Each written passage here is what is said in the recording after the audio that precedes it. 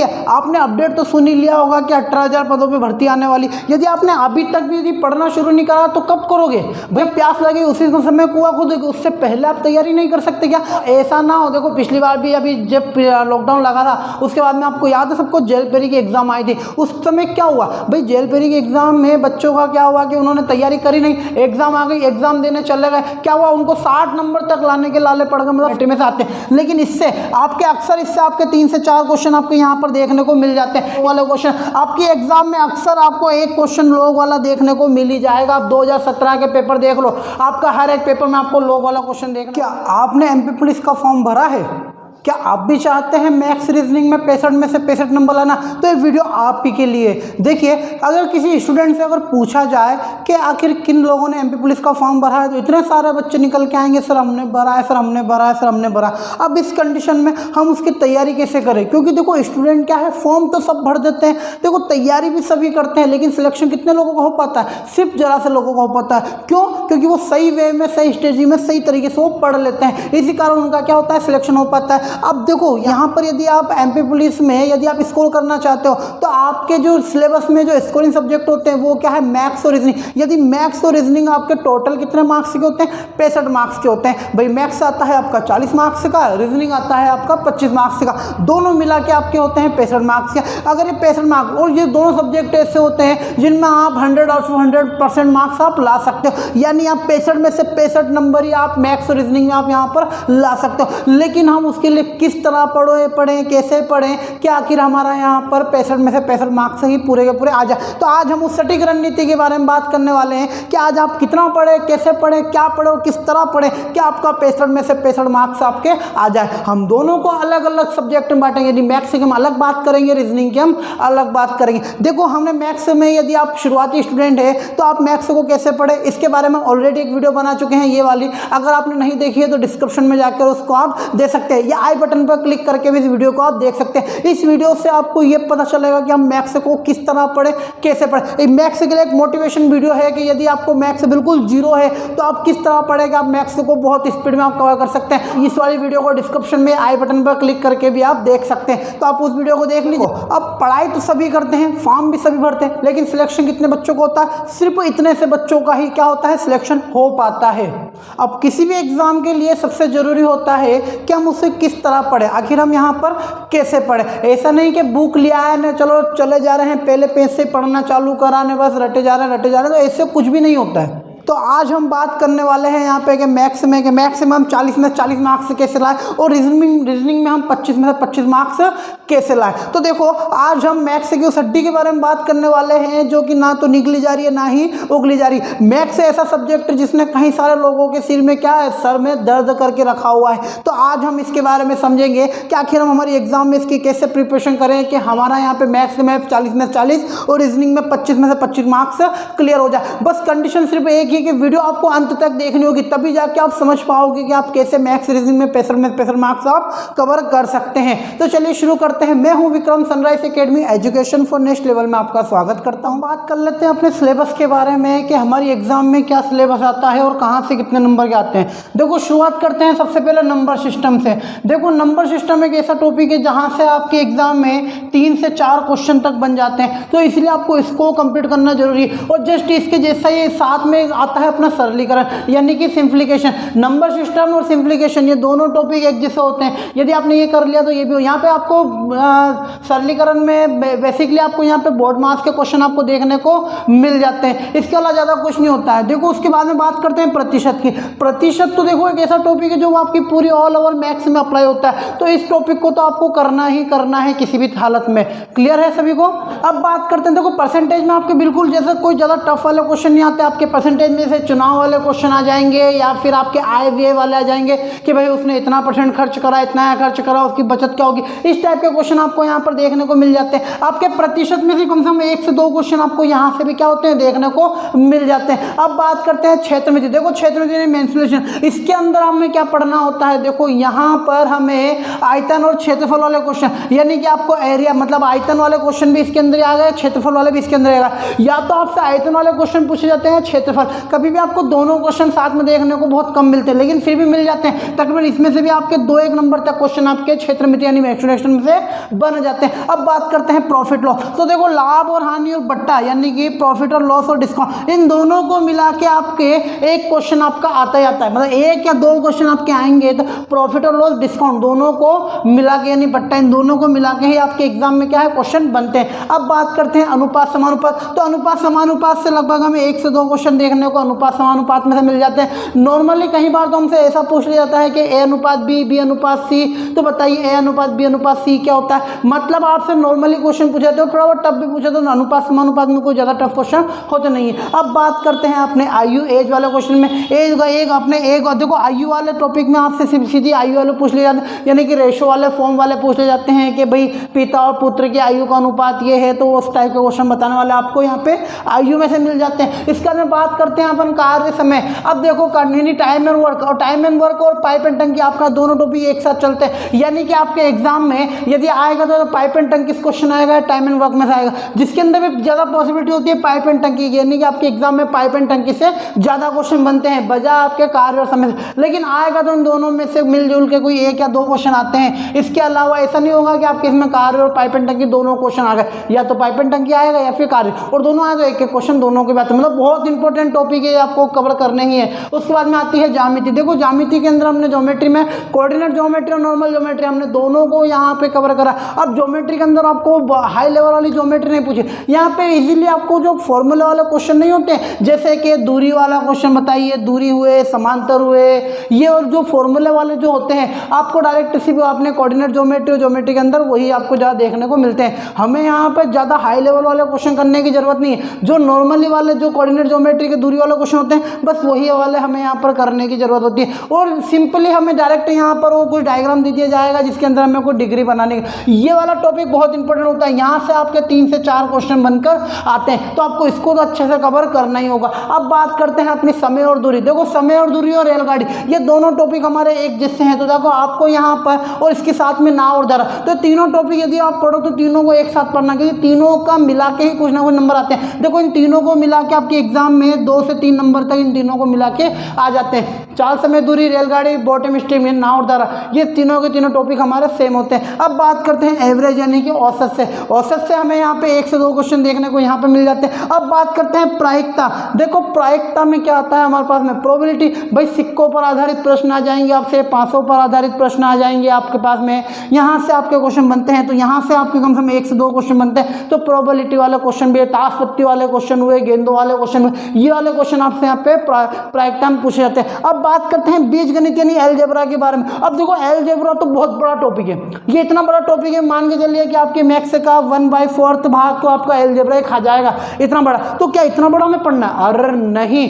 इतना बड़ा हमें एग्जाम में नहीं पढ़ना होता है। हमें यहाँ पे सिर्फ बीजगणित के अंदर वो नहीं होते हैं द्विघाती समीकरण वाले, जिसके अंदर हमें यहाँ बोल दिया जाता है कि x + 1/x वाले, मतलब इस सीरीज के जितने भी सवाल होते हैं, मतलब पावर 4 तक मतलब वो हमसे पूछ लेता है यहाँ पे। तो हमें यहाँ बीजगणित के अंदर मेनली उन्हीं क्वेश्चनों को कवर करना। वो जो हाई लेवल के जो क्वेश्चन आते हैं ना, हमें उनको कवर करने की कोई जरूरत नहीं, वहाँ से आपके एग्जाम में क्वेश्चन नहीं बनेंगे। आपके नॉर्मली बीजगणित यानी कि अलजेब्रा में से नॉर्मली क्वेश्चन बनते हैं, तो हमें नॉर्मली वाले यहाँ पर कंप्लीट करने हैं। अब बात करते हैं लासा मासा यानी एलसीएम एचसीएफ कि भाई 2 संख्याओं का गुणनफल इतना है, लघुत्तम इतना है, तो बताइए महत्तम समावर्तक कितना होगा। मतलब नॉर्मली क्वेश्चन पूछ ले जाते हैं आपसे, तो लासा मासा वाला टॉपिक भी आपको कंप्लीट करना है। अब बात आती है अपना क्रमचय संचय यानी कि परमोटेशन कॉम्बिनेशन। अब देखिए परमोटेशन कॉम्बिनेशन से हमें यहाँ पर किस टाइप के क्वेश्चन पूछे जाते हैं। देखो इससे आपसे वहाँ पे पूछ लिया जाता है कि जैसे आपको कोई सा भी एक नाम दे दिया है उन्होंने कि जैसे एग्जामिनेशन, तो बताइए एग्जामिनेशन को हम कितने प्रकार के लिख सकते हैं। इसके अंदर स्वर को एक तरफ करो, व्यंजन को एक तरफ करो, उस टाइप के क्वेश्चन जो होते हैं आपके क्रमचय संचय के अंदर पूछे जाते हैं। ये अब बात करते हैं आपने साधारण ब्याज और चक्रवृद्धि ब्याज। देखो एसआई और सीआई, सिंपल इंटरेस्ट और कंपाउंड इंटरेस्ट, इन दोनों को मिला के हमारी एग्जाम में 1 से 2 क्वेश्चन हमारा यहाँ पर बनता है, तो इसको भी हमें पढ़ना बहुत जरूरी होता है। या तो आपके साधारण ब्याज का फॉर्मूला आएगा सॉरी सवाल आएंगे या फिर आपके चक्रवृद्धि ब्याज के सवाल आएंगे। तो इससे भी आपके तकरीबन 1 या 2 सवाल आपको देखने को मिल जाते हैं। अब बात करते हैं अपने त्रिकोणमिति यानी कि ट्रिग्नोमेट्री। अब देखो ट्रिग्नोमेट्री से हमारे कौन कौन से सवाल आते हैं। ट्रिग्नोमेट्री तो बहुत बड़ी है, क्या इतना लेवल करना है? अरे नहीं, इसमें भी हमें इतना लेवल नहीं करना होता। इसमें जो ऊंचाई वाले क्वेश्चन नहीं होते हैं कि भाई एक खंबा है उससे मीनार से झुका हुआ है 30 डिग्री 45 डिग्री का कौन बना रहा है, बस उसी टाइप के क्वेश्चन ही आपके यहाँ पर पूछे जाते हैं। इसके अलावा जो नॉर्मली आपके साइन कोस 10 के जो वो 30 35 45 90 वाले जो मान नहीं होते हैं, जिनको आप डायरेक्ट मान रख के पुट कर सकते हो, वो वाले सवाल आपके यहाँ पर होते हैं। मतलब जो बेसिक जो आपके फॉर्मूला वाले जो टाइप होते हैं वो आपके यहाँ पर ट्रिग्नोमेट्री में आपसे यहाँ पर पूछे जाते हैं। अब बात करते हैं आपके सांख्य। तो देखो यहाँ ट्रिग्नोमेट्री इसमें भी आपको तकरीबन 1 से 2 क्वेश्चन आपके यहाँ से भी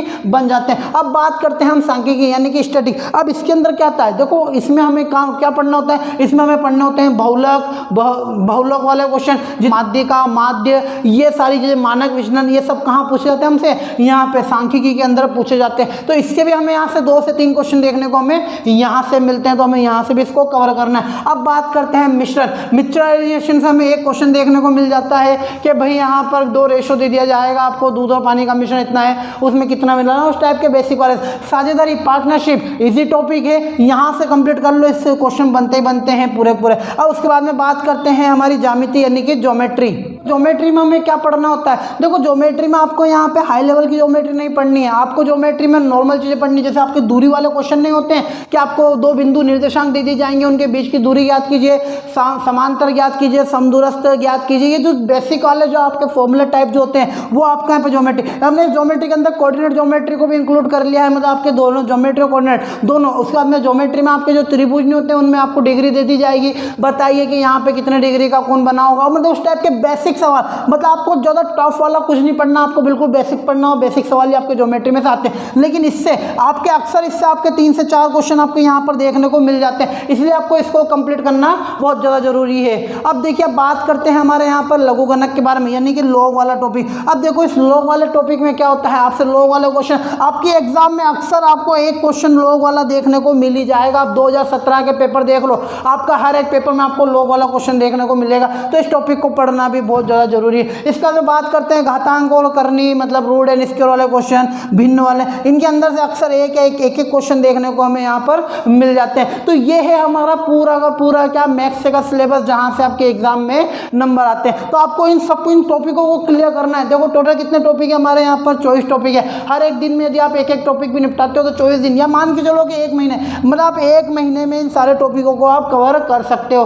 क्लियर है सभी? बात करते हैं कि हमारी एग्जाम में रीजनिंग सब्जेक्ट क्यों होता है। देखो रीजनिंग सब्जेक्ट हमारे एग्जाम में इसलिए होता है ताकि हमारा IQ लेवल चेक किया जा सके, और साथ ही जो एग्जाम का जो हमारा टाइम ड्यूरेशन होता है उस टाइम ड्यूरेशन को और लिमिटेड टाइम बनाने के लिए हमारे एग्जाम में क्या होता है, रीजनिंग सब्जेक्ट को लाया जाता है। को ये पता होगा कि हमारी एग्जाम में रीजनिंग सब्जेक्ट हमारे हाथ में एक ऐसा हथियार होता है जहाँ से हमारे नंबर कटने के चांसेस बहुत कम होते हैं, मतलब यहाँ पे हम पूरे में से पूरे नंबर आ सकते हैं। तो देखिए हमारे एग्जाम के लिए हमें यहाँ पर अगर रीजनिंग में अगर हमें यहाँ पर 25 आउट ऑफ 25 मार्क्स चाहिए तो हमें कौन कौन से टॉपिक पढ़ने होंगे, तो उनकी बात करते हैं। तो देखिए शुरुआत करते हैं, आपने देखिए यहाँ पर लिखा है कोडिंग डिकोडिंग। देखो आपका जो कोडिंग डिकोडिंग होता है यहाँ से अक्सर आपसे 1 या 2 क्वेश्चन आपको कोडिंग डिकोडिंग से पूछ लिए जाते हैं। इसका में बात करते हैं दिशा दूरी यानी डायरेक्शन वाले क्वेश्चन के, भाई किधर से किधर जाए, आपका डायरेक्शन वाले क्वेश्चन आपसे यहाँ पर पूछ लिए जाते हैं। इसका में आता है रक्त संबंध यानी कि ब्लड रिलेशन। देखो ये टॉपिक बहुत ज़्यादा इंपॉर्टेंट टॉपिक होता है, मतलब यहाँ से तो आपके अक्सर क्वेश्चन पूछ लिए जाते हैं। यहाँ पर आपसे तस्वीर वाले क्वेश्चन पूछ जाते हैं। रक्त संबंध मतलब कौन किसके मामा का, बुआ का, बेटा का, भतीजा होता है, ये सारे क्वेश्चन आपके यहाँ पे ब्लड रिलेशन में पूछ लिए जाते हैं। इसके बाद में आता है पदों का व्यवस्थीकरण यानी कि सिटिंग अरेंजमेंट। सिटिंग अरेंजमेंट से अक्सर आपसे यहाँ पर 1 से 2 क्वेश्चन आपके यहाँ पर पूछ लिए जाते हैं, या ब्लड रिलेशन में आपके 1 से 2 क्वेश्चन आपके यहाँ से भी हमेशा बनते हैं। इसके बाद में बात करते हैं क्विज टेबल की। क्विज टेबल मतलब आपने देखा होगा अक्सर कि हमारे पास में ऐसे कुछ यहाँ पर सिंबल आते हैं, यहाँ पे कुछ 2 4 6 3 आते हैं, 4 यहाँ पे कुछ क्वेश्चन टैग आता है, मतलब हमें यहाँ बताना है कि यहाँ पर क्या होगा। क्विज टेबल में हमारे उस टाइप के क्वेश्चन यहाँ पर बनते हैं। इसके बाद में बात करते हैं श्रृंखला या श्रेणीक्रम यानी कि सीरीज वाले क्वेश्चन। समझ में आया? देखो सीरीज वाला क्वेश्चन हमारे कौन से, जिसमें आपकी सीरीज है 2 4 6 8 10, फिर क्वेश्चन टैग यहाँ पे क्या आएगा। देखो इसके अंदर सीरीज वाले में आपके दोनों सीरीज कंप्लीट हो रही है, एक तो आपकी न्यूमेरिकल सीरीज और एक आपकी अल्फाबेटिकल सीरीज, जिसमें आपका A B B B C फिर यहाँ डैश आ जाता है। मतलब उस टाइप की जो सीरीज होती है वो भी आपको इस श्रृंखला श्रेणी के अंदर ही आपको कंप्लीट करनी होती है। इसके बाद में बात करते हैं आपकी सदृशता परीक्षण यानी कि एनालॉजी टेस्ट। मतलब यहाँ पे आपको करना होता है, यहाँ यहाँ पर आपके सामने कोई से भी 4 या 5 नाम होते हैं, आपको बताना इनमें से कौन सा भिन्न होता है। इस टाइप के क्वेश्चन आपके इसमें से पूछे जाते हैं। या फिर आपको 5 होते हैं, भाई इनको सीक्वेंस वाइज जमाओ, किसके बाद में कौन आया, ठीक है, तो उस टाइप के क्वेश्चन आपके यहाँ पे आते हैं। इसके बाद में बात करते हैं जल प्रतिबिंब, दर्पण प्रतिबिंब, यानी कि आपको मिरर वाले question, mirror image, water image, इस टाइप के क्वेश्चन आपके यहाँ से बनते हैं। इस टॉपिक भी आपके लिए बहुत इंपॉर्टेंट है। बात करते हैं डाइस यानी कि पासा, पासा वाले क्वेश्चन आपके हमेशा बनते हैं कि भाई पासा है क्या आगे, मतलब यदि 3 है तो बताइए पीछे कौन सा फलक होगा। या पासा वाले क्वेश्चन यानी मानक पासा, अपना सामान्य पासा, इससे अक्सर आपके क्वेश्चन यहाँ से बन जाया करते हैं। यहाँ से तकरीबन आपके 1 से 2 क्वेश्चन आपके यहाँ से बनते हैं। इसका में बात करते हैं अपने समय और घड़ी यानी कि क्लॉक वाले क्वेश्चन। क्लॉक वाले क्वेश्चन से आपके अक्सर 1 या 2 क्वेश्चन बन जाते हैं। कोई टफ वाले नहीं बनते हैं, बिल्कुल ईजी वाले क्वेश्चन बनते हैं कि भाई अगर घड़ी में अगर कभी 12 बज रही है, 12:05 हो रहे हैं, तो कितने डिग्री का कौन बनेगा, उस टाइप के क्वेश्चन आपके यहाँ से पूछ लिए जाते हैं। इसके बाद हम बात करते हैं अपने कैलेंडर वाले क्वेश्चन में। कैलेंडर वाले में कुछ नहीं होता है कि आज अगर शनिवार है तो परसों तीसरे दिन कौन सा दिन होगा, उस टाइप के क्वेश्चन पूछ लिए जाते हैं। बताइए कि 15 अगस्त 1943 को कौन सा दिन था, बस इस टाइप के क्वेश्चन आपसे कैलेंडर में आपके तारीख वाला क्वेश्चन आपके यहाँ पर पूछ लिए जाते हैं। कि आज अगर सोमवार है तो बताइए 2 महीने बाद अगर 2 महीने की 12 तारीख को कौन सा वार होगा, इस टाइप के क्वेश्चन आपसे यहाँ पे कैलेंडर में पूछ लिए जाते हैं। अब बात करते हैं वर्गीकरण यानी कि क्लासिफिकेशन, यहाँ पर से भी आपके क्वेश्चन बनते हैं। इसके बाद में बात करते हैं वर्णमाला यानी कि अल्फाबेट। देखो अल्फाबेट तो कैलेंडर में आपके एक आध क्वेश्चन यहाँ बनता है, वर्गीकरण से 1 क्वेश्चन। उसके बाद में वर्णमाला यानी कि अल्फाबेट। अब अल्फाबेट के क्वेश्चन में भी अक्सर आपसे 1 या 2 क्वेश्चन आपके यहाँ से बन जाया करते हैं। अल्फाबेट में किस टाइप के क्वेश्चन आते हैं, भाई ABCD लिखी होती है, उससे पूछते हैं कि बताइए C के बाएं से तीसरे स्थान पर कौन बैठा है, चौथे स्थान पर कौन होता है, या फिर इनके अगर क्रम बदल दिए जाए तो हमारा A दूसरे स्थान से कौन से नंबर पर आएगा, उस टाइप के जो क्वेश्चन होते हैं वर्णमाला के आपके यहाँ से बनते हैं। इसके बाद में आती है आरेख की व्याख्या यानी कि वेन डायग्राम, सबसे इंपॉर्टेंट टॉपिक। वेन डायग्राम से अक्सर आपके क्वेश्चन बनते हैं। आजकल की जो एग्जाम होती है उनमें वेन डायग्राम से बहुत से क्वेश्चन आते हैं। इससे तकरीबन आपके 2 से 3 क्वेश्चन आपके यहाँ से कंप्लीट होते हैं वेन डायग्राम से, इसलिए इसको तो कर ही लेना, इसको तो बिल्कुल भी मत छोड़ना। इसके बाद में आता है न्याय निगमन यानी कि सिलोगिज्म।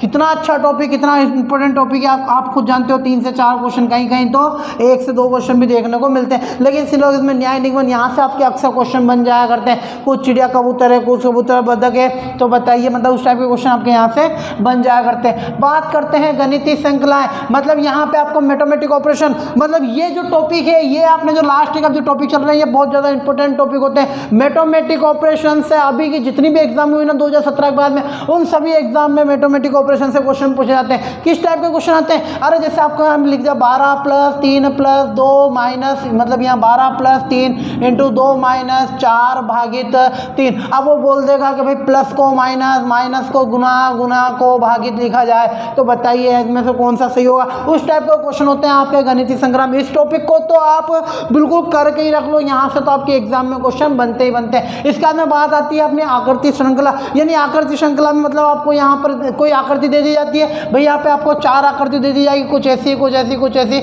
बताओ यहाँ पे कौन सी आएगी। या फिर आपके सामने 4-5 दे दी जाएगी, बताइए इनमें से कौन सी भिन्न होती है, वो आकृति वाले क्वेश्चन आपके यहाँ से। इसके बाद में आकृति को गिनना सबसे इंपॉर्टेंट, यहाँ से इससे भी क्वेश्चन बनते हैं हमारे कि कोई त्रिभुज दे दिया, मान लो आपको यहाँ पर कोई ऐसा त्रिभुज दे दिया है, ठीक है, बताइए यहाँ पर कितने त्रिभुज बन रहे हैं। या फिर आपको कुछ ऐसा दे दिया जाए कि बताइए इसके अंदर कितने त्रिभुज है, वो वाला उस टाइप के क्वेश्चन आपके यहाँ पे आकृति से पूछे जाते हैं। इसके बाद में डिसीजन मेकिंग, सबसे इंपॉर्टेंट टॉपिक। डिसीजन मेकिंग से आपके एग्जाम में क्वेश्चन बनते हैं। डिसीजन मेकिंग में क्या पूछता है, वो डेटा सफिशिएंसी पूछता है, यानी कि आपको यहाँ पे डिसीजन मेकिंग में आपसे किस टाइप के क्वेश्चन, ये हमारी रीजनिंग जितनी भी होती है इन सबको मिला जुला के यहाँ पे डिसीजन मेकिंग के अंदर वो क्वेश्चन पूछ लेता है। किस टाइप के पूछता है, जैसे फॉर एग्जांपल मैं आपको बताता हूँ यहाँ पे कि डिसीजन मेकिंग में हमारे यहाँ पे क्वेश्चन कैसे बनते हैं। वो आपको एक स्टेटमेंट देता है, वो आपको एक स्टेटमेंट देगा, फिर उसके हिसाब से वो 2 आपको यहाँ पे 2 या 3 आपको यहाँ पे निष्कर्ष, मतलब कुछ क्वेश्चन टाइप दे देगा।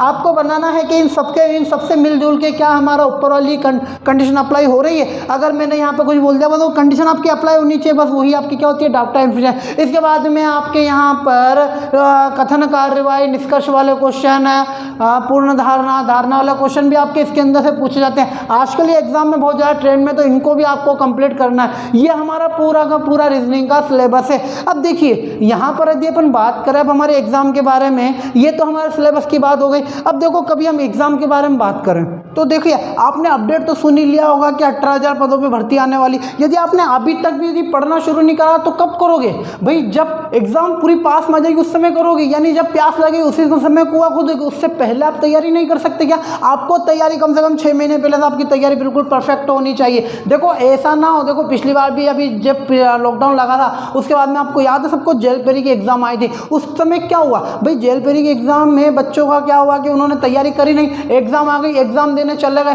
क्या हुआ उनको 60 नंबर तक लाने के लाले पड़ गए। मतलब 60 नंबर तक भी उनको नंबर सही से नहीं आए। कुछ बच्चे थे जो अच्छे नंबर लाया, पर उनकी बात नहीं कर रहे, मैं उनकी बात कर रहा हूँ कि जिनको ऑलरेडी लॉकडाउन से पहले तो अच्छा कुछ पढ़ रहे थे, समझ रहे थे, सब कुछ कर रहे थे, लेकिन अब उनके बाद में धीरे धीरे उनका लेवल गिरता गया। उसके बाद में उनसे सवाल ही नहीं बना एग्जाम में जाने के बाद। इसीलिए मैं आपसे कह रहा हूँ कि देखो एमपी पुलिस वैकेंसी आपकी आने वाली है, तो आप तैयारी अभी से शुरू कर दो। ऐसा ना हो कि भाई जब हमारे पास में ऑफिशियल अपडेट आ ही जाएगा कि भाई 4 दिन बाद एग्जाम, 5 दिन या 1 महीना, उस समय अरे जब तक बहुत देर हो जाएगी। बहुत सारे बच्चे हैं जो तैयारी कर चुके हैं, आप ही हो जो अभी तक तैयारी करने के लिए नहीं बैठे हो, तो आप भी उठो और तैयारी चालू करो। इस बार हमें जॉब चाहिए, देखो सीधी बात है यार, अपने को जॉब चाहिए, कैसे भी करके लेना है, तो इस बार लेना है। क्लियर है सभी को? तो ये हमारा पूरा का पूरा मैथ्स, यदि आप इस कोडिंग के अनुसार चलते हो तो आप मैथ्स में प्रॉपरली 65 में से 65 मैथ्स रीजनिंग में आप 65 में 65 नंबर ला सकते हो। बस आपको इस स्टेज में तो इन सभी टॉपिकों को आपको देखो पर डे एक टॉपिक आप क्या है कंप्लीट करते जाओ, यहाँ से आपके बनते चले। अब उन स्टूडेंट की बात कर लेते हैं जिन्होंने ऑलरेडी मैथ्स और रीजनिंग को टॉपिक वाइज तो कंप्लीट कर लिया है, तो अब वो क्या करें? तो देखिए यदि आपने अगर टॉपिक वाइज चीज़ों को कंप्लीट कर लिया ना,